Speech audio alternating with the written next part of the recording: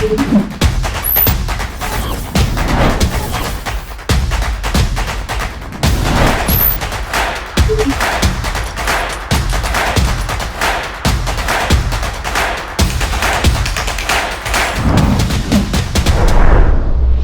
there, sports fans. This is Play It Right TV, and this is Kinito Hanson. Hi, everybody. Welcome back to the show. Diane Casillao here. We are very happy that we're going to be talking to some of our favorite girls in sports. They are still in Bangkok, Thailand, after having represented the Philippines in the Asian Grand Prix in volleyball. From Creamline, Kinito, let's welcome Kyla Atienza, who won an amazing award as Best Libero. Yes, yes, yes. And Jia Morado-De Guzman and Alyssa Valdez. Yay! Hi, guys. Hi, guys. Again, to our viewers, our followers, we're coming from 3 different countries. Diane is in New York. The girls from Creamline are in Bangkok, and I'm in the Philippines. Wow, this is amazing. Okay, Diane, let's get the show going. Yeah, okay. First of all, we have so much to ask you about the Asian Grand Prix. We want to hear a little bit of kwento. Kumusta muna kayo dyan? I know you're still in Bangkok. You deserve a break, girls. You've been going. Have you been chilling a bit? Yeah, we were given our own time and space naman po to do whatever we want, to relax, to unwind, and to still bond with teammates also na not in training or not on court. So it's a good environment naman po for us. And Nice. Kyla, kumusta ang panahon dyan sa Bangkok? How is the traffic? Has it been raining? Yes po, medyo maulan din po dito and mainit. Alyssa, how nice that you still went with the team. I really love that because I know that by you just being there is already a huge force, a huge energizer to the team. Tama ba, Gia? Yes po. Hindi ko po sure, Miss Diane. What? No. I'm just really grateful to be back. Parang habang naglalaro sila, I've been always like parang starting my workout also, and it's just so nice to see volleyball on a different perspective then. So I'm just really thankful and grateful sa kanila and sa management namin sa Ribisco to allow me to be here din po with them. Well, Alyssa, it looks like you're going to be back on the court playing for Creamline in the PVL Reinforced Conference. That begins October 8th. So we're all very excited. Alyssa, there is a column on you in the Philippine Star today. You can access it in the PhilStar website. And it's all about you. And it's all about Creamline. And it's all about the journey you guys have had from the PVL Invitationals to the ABC Cup to the ASEAN Grand Prix. Wow! Halos wala kayong pahinga. Yeah, in the grabe. period. How have you managed, Alyssa, with all of these things going on? Honestly, I wasn't part of that team siguro na wala pong pahinga. Halos sila, Gia, sina Kyla, yung tuloy-tuloy talaga after the PVL. I was tested positive po kasi sa dengue. So, nagkaroon ako ng konting break because of the health issues. But sila talaga, I'm really proud of the girls for surviving and being able to showcase their talent despite na talagang tuloy-tuloy po yung schedule. It goes to show talaga na they're very dedicated and committed sa volleyball and serving our country. How exciting that for you guys as a club team, champion of course in the PBL, then biglang, wow, thrust into representing the country, the national team. You did amazing in the AVC, and then you're also how nice now you were able to go to the Grand Prix. But one girl that we're super impressed with is Kyla. You know, Kyla, I have to tell you, okay, when I watched your first game in the ABC, I was telling my katabi, I said, wow, look at this Kyla. She's all over the court. She won't let the ball hit the ground. Kyla, how did you step up your game? Ano ba yung ginawa mo at talagang, wow, you were really turning heads with your performance? siguro po, yung mindset ko lang po talaga is, ito yung first international team ko. And I'm so grateful po kasi yung first club team ko yung kasama ko with this first experience. So ayun po, parang minotivate ko po yung sarili ko. Lalo na po si Ate Lai po. Wala po that. Para din po yun sa teammate. Para po yun sa kanya and sa mga teammate ko po at sa lahat po ng sumusuporta po sa amin. Kyla, yung Best Libero Award na nakuha mo sa ASEAN Grand Prix, expected mo ba yan? At nung nabigay sa iyo yung award, ano yung pakiramdam mo? At were you surprised? Or did you think, wow, ako nga ba to? Ako nga ba ang Best Libero ng ASEAN Grand Prix? Syempre po, masaya po ako na nakakuha po ng award. Pero hindi ko po talaga in-expect na makakakuha po ako ng award dun sa Asian Grand Prix. Kasi parang nung tinawag po ako ni Sir Tony, parang iba pa po yung akala ko. Kasi po may hiningi po akong certificate. Tapos nung tinawag niya ako, pumunta ka doon. Ay, sir, meron na po. Iba pala. Award pala. Wow, That's so nice. Congrats. Yeah. You must be so proud, no? Liza, I know that a lot of players look to you, but one thing about you is you're really happy when your other teammates also step up, right? So, how different was it for you? Like, I mean, it must have been so tough for you. I saw your post in the hospital bed. I was like, OMG. And then your team is playing, but they were playing so well. I mean, what was going through your head and what did you communicate to them? And what can you say about your team's performance at ABC? Definitely, I was super proud of them. I think I'm just proud talaga na to see how mature and parang nag-grow sila as not just players but individuals. Kasi I've been with them inside the court, but I honestly haven't seen them play na talagang nasa kabilang perspective po talaga ako. So it's just so nice to see them really showing kung ano po yung mga strength nila, and ang saya. Hindi ko, I'm super speechless whenever I talk about them kasi nga nakakatuwa silang panoorin. Yun pala yung feeling ng maging spectator and maging fan ng isang team and mga players. So even if honestly when I was sick talaga, I make it to a point na pinapanood ko sila and it makes me feel better. So, sila din talaga yung isa sa mga reasons. Hindi, totoo, nanonood ako. Nagagalit nga po yung parents and doctors kasi I was super intense when I watch. I try to message them also after if I have the energy also and try to talk to them. So, they're one of the reasons also kung bakit yung pag-recover ko, it was so fast. Kasi nga, grabe, sobrang nakakatuwa pala talagang manood ng sports. Nakaka-energize and iba. And lalo na pag kilala mo talaga yung pinapanood mo. Wow, like parang you're feeling what we're feeling when kami ni Bayan we cover sports as spectators.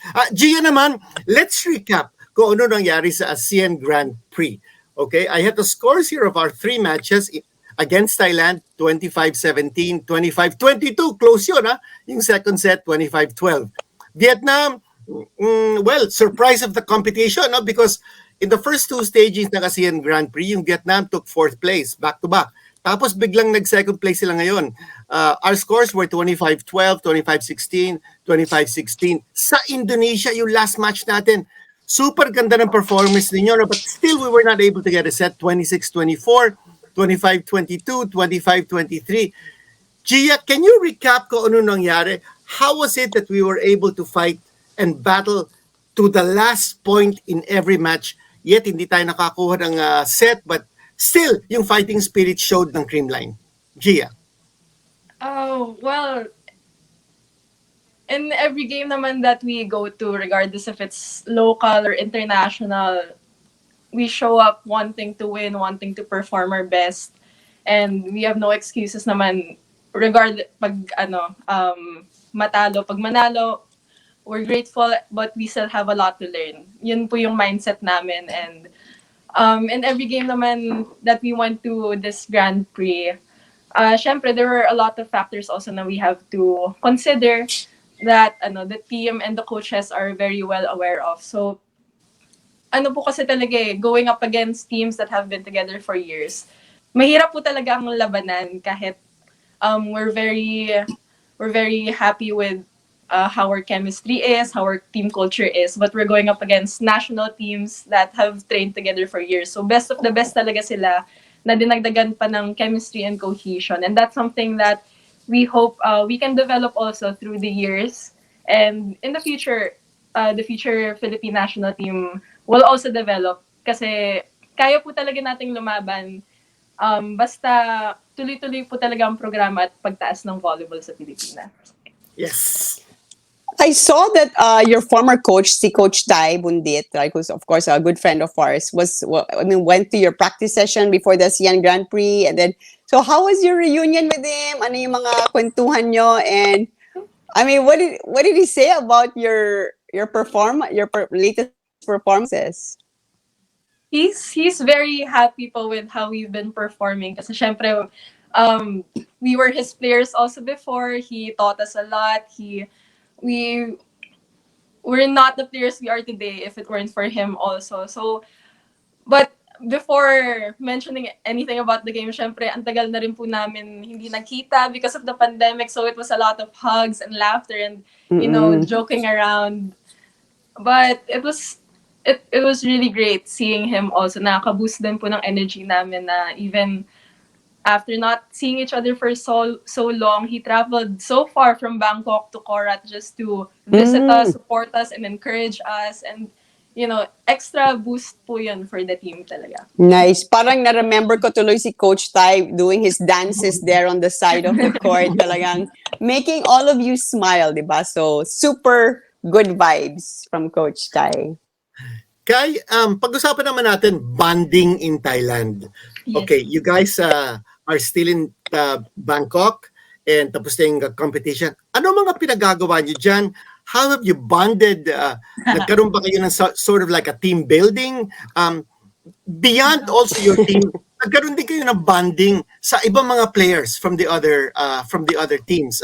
Meron na ba kayong nakilalang mga opponents na who've become friends? Yung MVP, sino nga ba siya? Si Pimpi Chaya was the MVP.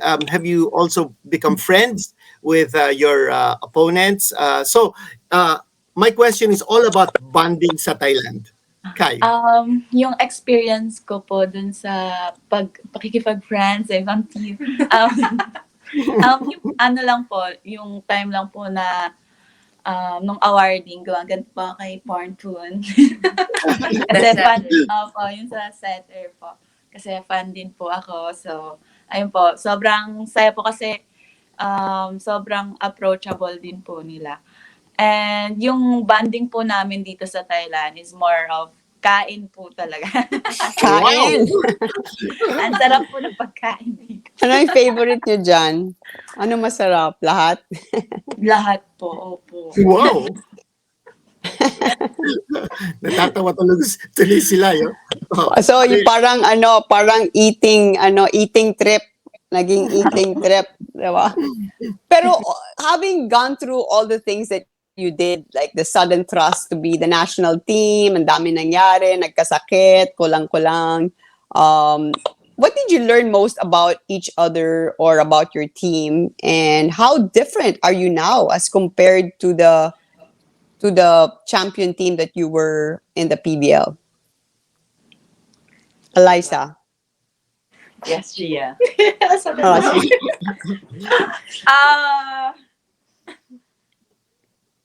One thing I probably learned from this, one, to take care of yourself. Well, on and off the court naman talaga, I think one thing I've learned talaga, there are certain things that you really cannot control, but you have to make it to a point na to broaden your perspective to understand everything, because you really can control everything. And I think isa pa sa mga natutunan ko talaga would be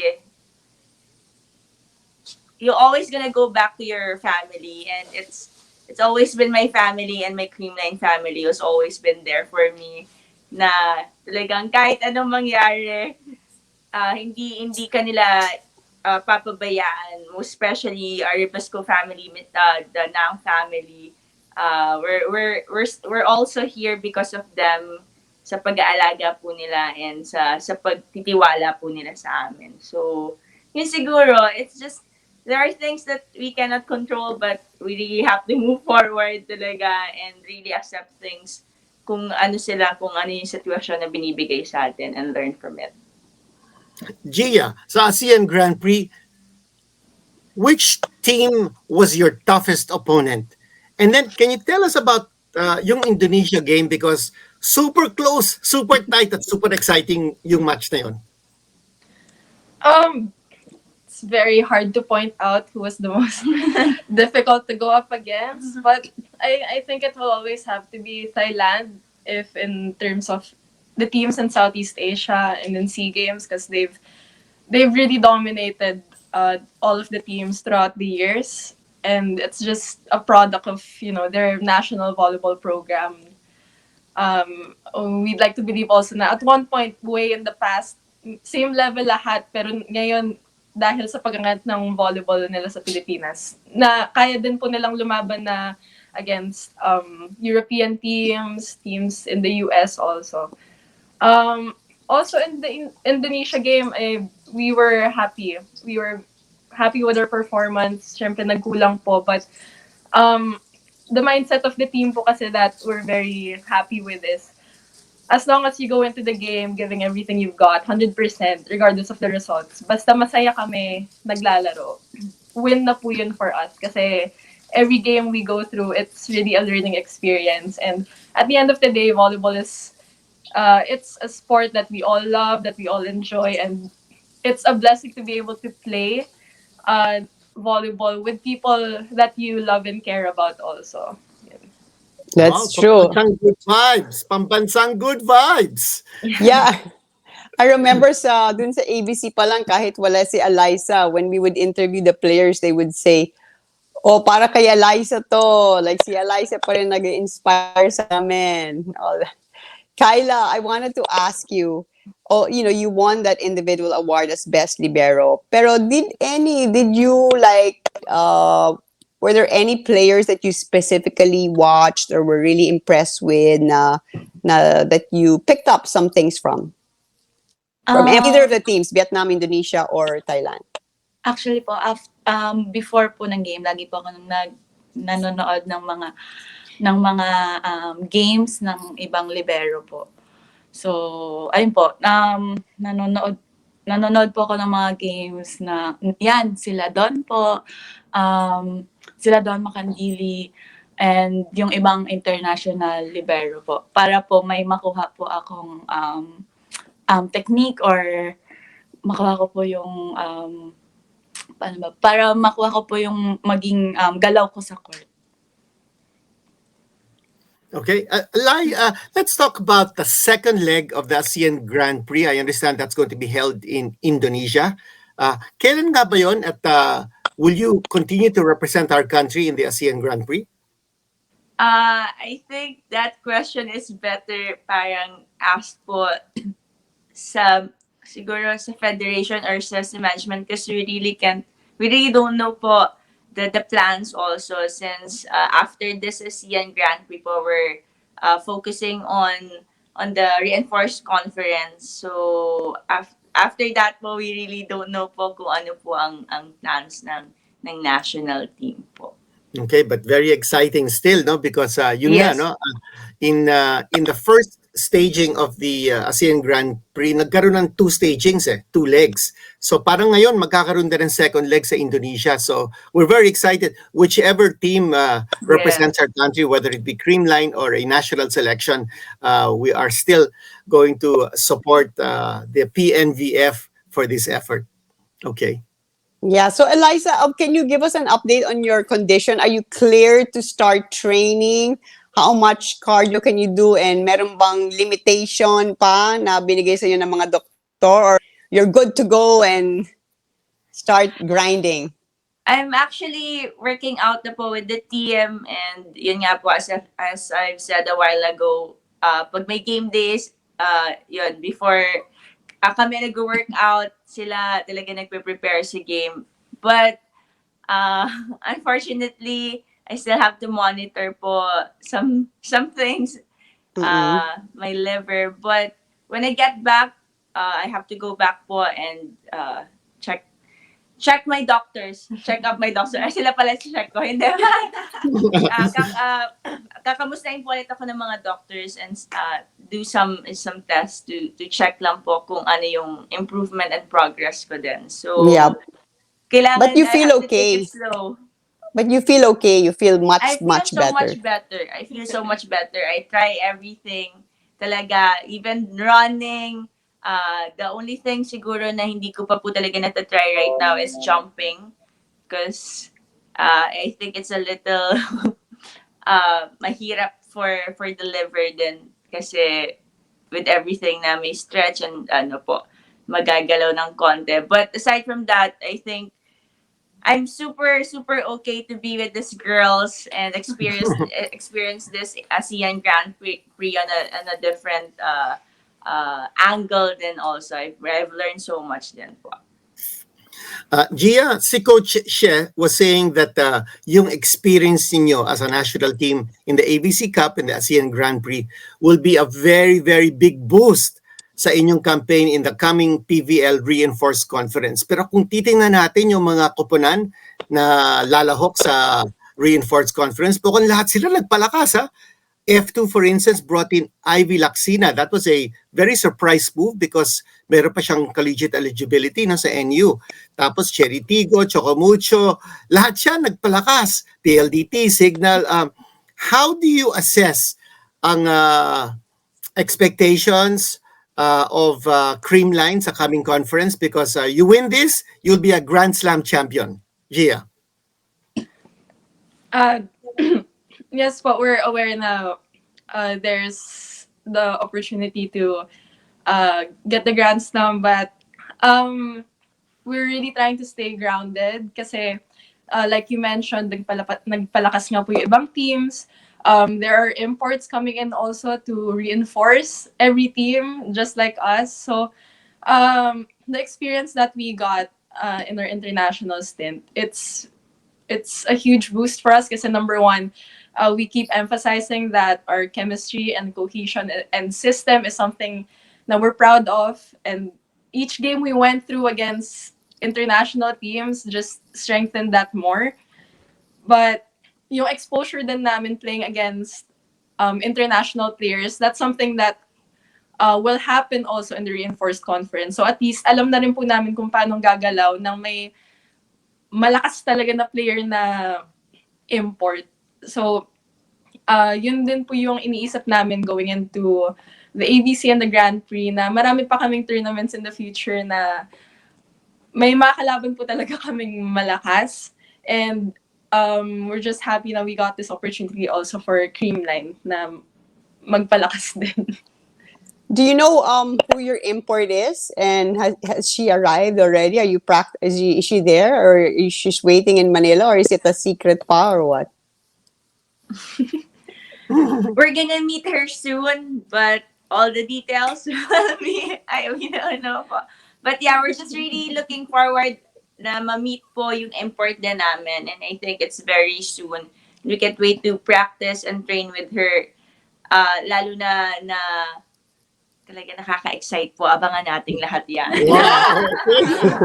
I was trying to ask Coach Sherwin to tell us sino nga yung import ninyo. Ang dami niyang hints Taga Turkey daw, 6'2", outside hitter, veterano. Pero ayaw niyo sabihin kung sino. Sabi niya, Creamline Management will be disclosing kung sino nga siya in due time. So we're very excited to find out kung sino. At the same time, we're also very excited to find out kung sino yung mga imports ng ibang teams, because I think this coming Reinforced Conference will be super exciting because unang-una, kayo, you have a chance to be a Grand Slam winner. The other teams are looking to bring you down. Parang meron kayong bullseye target sa likod nyo. And I think anytime that something like that happens, it will be a very exciting tournament.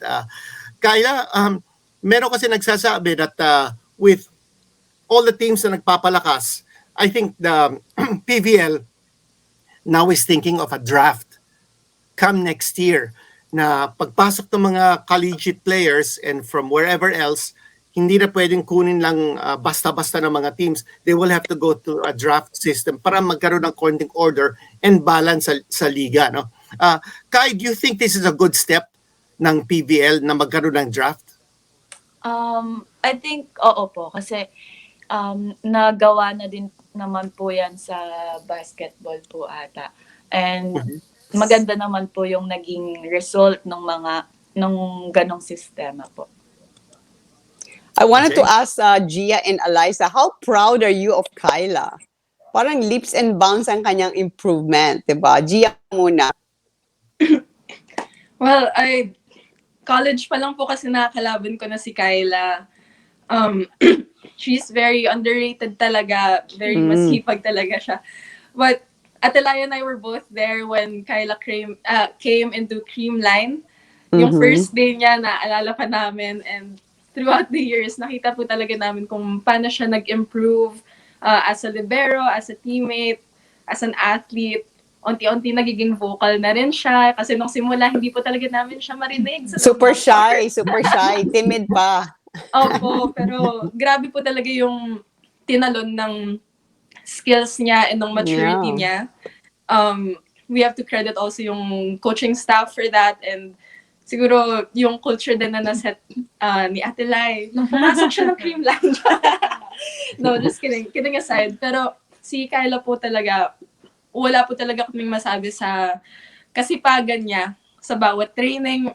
She comes in early to do overload. She stays a bit more after training to work on extra pa. So, to be able to train beside a player like that, napupush din po kami lahat, whether bata, whether hindi bata, ganun po talaga.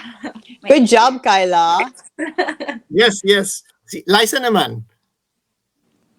Okay lang naman po si Kyla. Well, no, I would say talaga po, all the hard work talaga. Ngayon, nakikita niya na yung fruits talaga ng labor na pinaghirapan niya talaga for the past year, simula nung high school pa po siya or college. And yun, I just wanna say yung kwento ni Gia na first training niya sa Creamline. Oh my God. Di ko makalimutan kasi po, syempre, nung college, nung papunta pa lang tayo sa exciting part na pro, medyo yung mga players really looking for teams, and Kyla came in. Tapos ang training po kasi namin noon parang tatakbo kami. Hindi ko po talaga ma-explain kung ano nakita ko sa face po ni Kyla nung nalaman niyang tatakbo kami. Kasi Bakit? Huh? You know, Coach Tai, sobra siya sa conditioning training. Yeah. So, nagulat siya kasi tumatakbo pala yung mga tumatakbo pa pala sila or nagko-conditioning training pala sila. So, Miss Dayan and Sir Kate, hindi po talaga nagulat talaga siya. But we're just very happy na kung paano siya pumasok. Her attitude is still the same up to now. Kasi she was very, she's a good listener talaga. And she's very quiet, but napakakulit po talaga niya deep inside. And I know for a fact na she's very, parang driven to be better. And she really inspires the team po.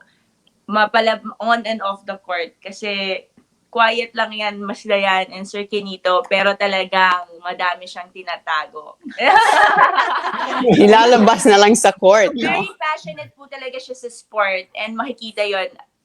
One kwento pa, grabe, Coach Tai has been very hard on her mga first few months sa team. Kasi, sorry, I have to say this, kasi nung pumasok po kasi siya sa Creamline, medyo si Coach Tay, hindi siya familiar kasi the first libero of FEU was Buding Doremdes.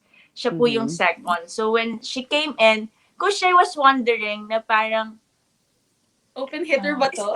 spiker ba to or anong position niya? So, and then she proved talaga na she's one of the best liberos in the Philippines right now. Wow.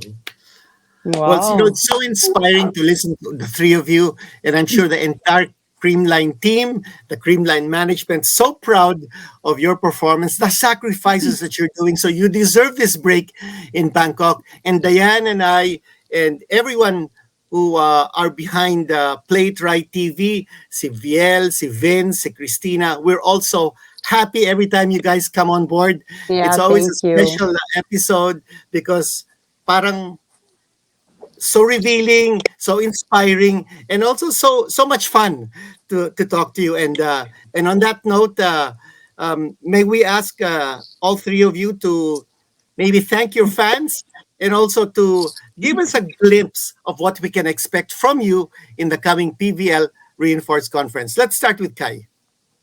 Ayun po. Nagpapasalamat po ako sa lahat po ng sumusuporta po sa amin.